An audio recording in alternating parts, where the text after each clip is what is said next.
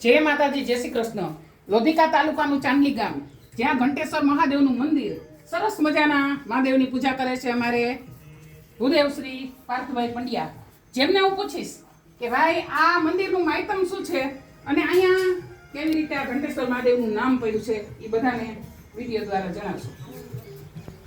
મહાદેવ હર જય ભોલેનાથ।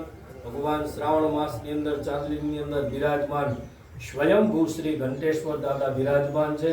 ભગવાન આદિકાળથી અહીંયા ઘંટીના પળની અંદરથી બિરાજમાન થઈ પૂરા ગામની રખેવાળી કરે છે અને પૂરું ગામ પૂરા હોશ અને અવાજથી ભગવાન ઘંટેશ્વર મહાદેવની શ્રાવણ માસ નિમિત્તે પૂજા અને અર્ચન કરી અને ધન્યતા અનુભવે છે। તો બીજું બધા અહીંયા તમે કાયમને માટે આવી સરસ મજાની પૂજા કરો છો। શ્રાવણ માસની અંદર પૂરા શ્રાવણ માસના 4 સોમવાર વાર તહેવાર લગતા બધા પુષ્પોના હારથી અલગ અલગ યજમાનો દ્વારા પુષ્પહારથી ભગવાન મહાદેવજીનો શણગાર અને અભિષેક પૂજા કરીએ તો છીએ। આ માહિતમ આપણે ઘંટેશ્વર મહાદેવ કરી પણ પ્રાગટ્ય શિવલિંગ છે કે બેસાડેલા છે? આ ભગવાન સ્વયંભૂ પ્રગટ થયેલા છે, જે ઘંટીના પળની અંદરથી ભગવાન પ્રગટ થયેલા છે।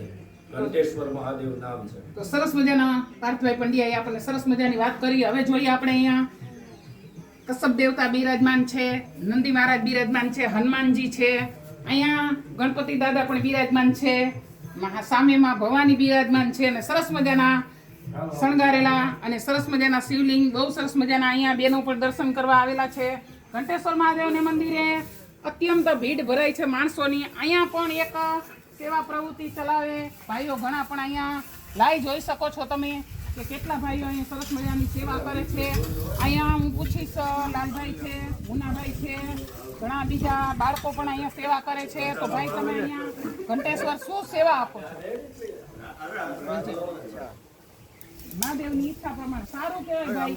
ભગવાનના સાનિધ્યની અંદર સેવા કરવી એ તો લાખો યજ્ઞનું પુણ્ય, કરોડો યજ્ઞનું પુણ્ય મળે છે અને આ બાળકો શીખે એ ધન્યતા કહેવાય કે આ નાના નાના બાળકો જો સેવા કરતા શીખે તો એ એક આપણા ભાગ્યની વાત કહેવાય। તો સરસ મજાના લાઈવ તમે જોઈ શકો છો ઘંટેશ્વર મહાદેવનું મંદિર।